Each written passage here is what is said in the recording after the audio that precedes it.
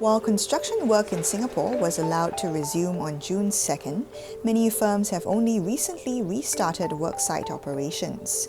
This is due to several logistical challenges, such as putting in place safe management measures, as well as clearing workers of the coronavirus.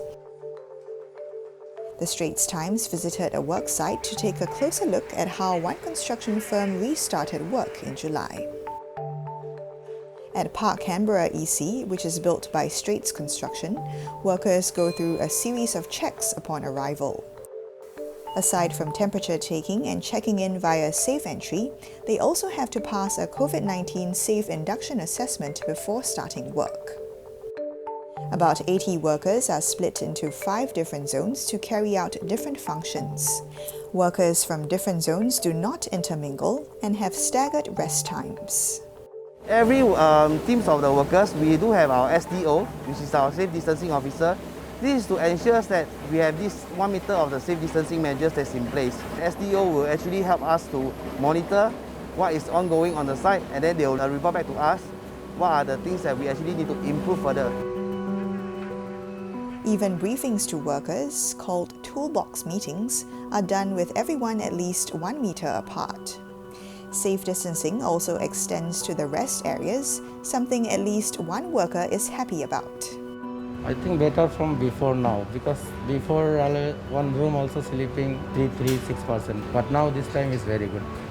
Single bed, even rest area also provide for us to very good, because only everywhere to 1 meter distance is very good.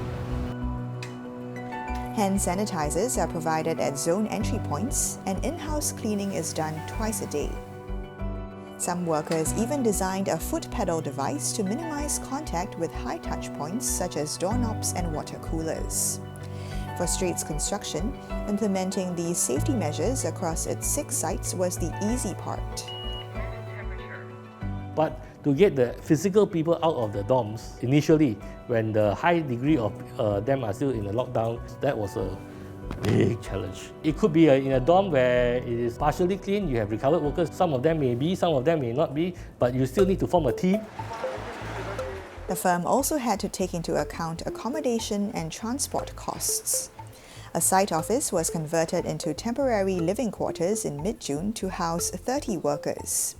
Dedicated transport is provided to ferry the rest of the workers, who stay in a factory-converted dormitory in Sungai Kadut.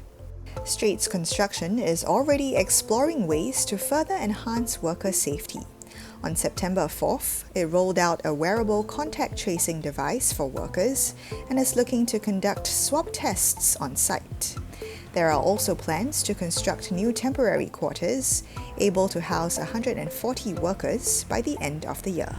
I think the problem in our industry is that it's very diverse. You have big players that have infrastructure in place to know what is going on, to have the investment in things to make sure that they know how to react to it. And you have the smaller players that may not have the luxury of information. Construction is like a jigsaw puzzle, it's a whole supply chain. The strength of it is as strong as the weakest link.